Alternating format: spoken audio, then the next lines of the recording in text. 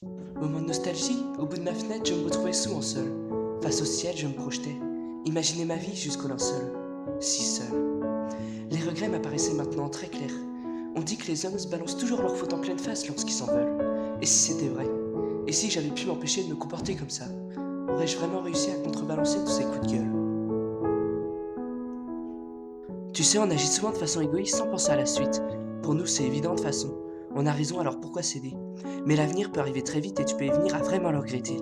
Moi, par exemple, garçon plutôt calme en temps normal, situation vraiment injuste de la part d'une personne les plus incroyables, j'ai pété un câble. Rien qu'une semaine a suffi. On se parlait moins et au fond, c'était comme un vide. Mais revenir en premier revenait à s'avouer perdant. Putain de fierté qui m'a amené à me taire jusqu'à ce que l'impossible vienne me frapper. Cette personne, accident de voiture. Cause, fatigue intense due à un travail dur. Conséquence, état artificiel de coma. Le choc a vraiment été rude. Dans mon esprit, ça a comme été une rupture. J'avais jamais réalisé jusqu'à ce jour à quel point pour lui aussi ça avait pu être dur. À quel point il s'était retrouvé bloqué face au mur. Elle et moi, on s'était rapprochés. Je peux pas le nier, on s'était rapprochés, mais c'est pas de la même façon qu'on le voyait. On va dire que pour elle, ça ne s'arrêtait pas de l'amitié. Et pire, c'est qu'au fond de moi, je le savais. Alors pourquoi? Pourquoi j'ai continué alors que je n'étais même pas sûr de ce que je ressentais? Est-ce que j'espérais? Il y avait quoi à espérer? Quand une personne s'est ancrée, on sait tous que c'est plus que difficile au final de s'en séparer. Alors je me donnais du crédit. Je me suis jamais vraiment investi. J'ai fui. Je me disais que c'était comme ça.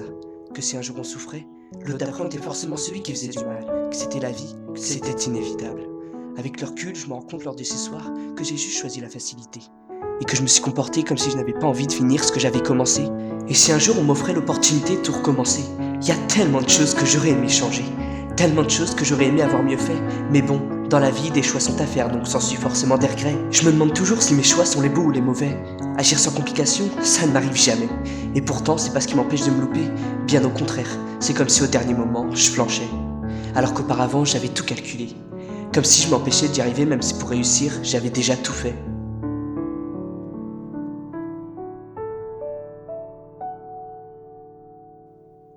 Alors ces soirs-ci, je me remets souvent en question.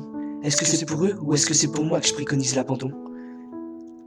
Est-ce que c'est par peur de me lancer pour à la fin me retrouver dans le fond? Ou au final, n'ai-je aucune bonne raison? Je sais pas, ou je veux pas savoir.